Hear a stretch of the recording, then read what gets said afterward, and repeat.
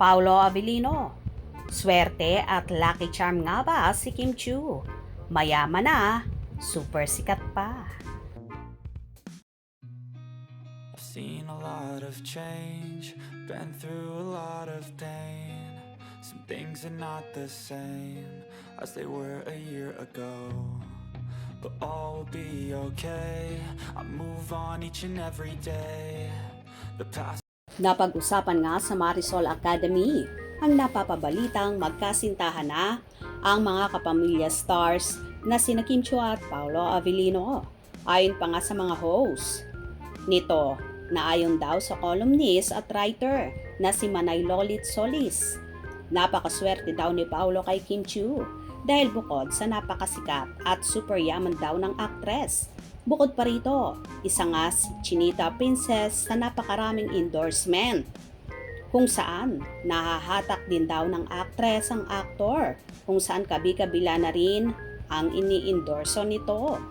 Tila isa raw na lucky charm ni Paolo si Kimi at in fairness din daw naman kay Paolo ay mayaman naman ang aktor kung saan nagpo-produce din ang aktor ng iba't ibang pelikula.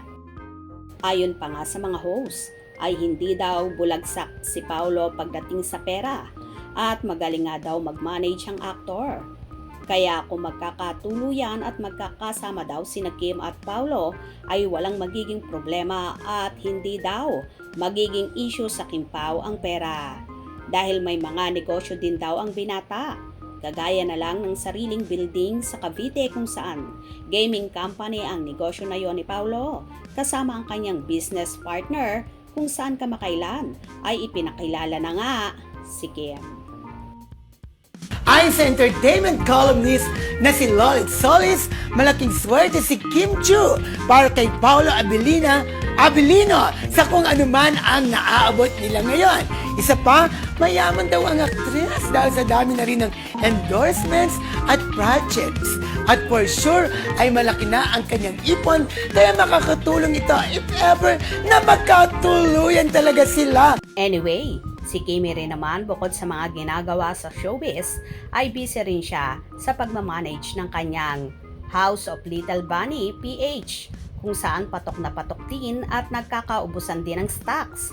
At noon ngang nakaraan ay nagkaroon pa ng error ang website nila dahil sa dami ng gustong mag-avail at bumili ng bags na yon kung saan nag-crash pa nga ang website nila. But now, it's okay na.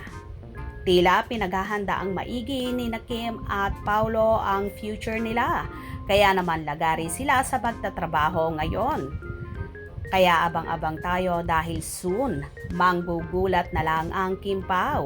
Proposal na kaya ang magaganap at announcement nila? Hope you enjoyed. Please subscribe for more info.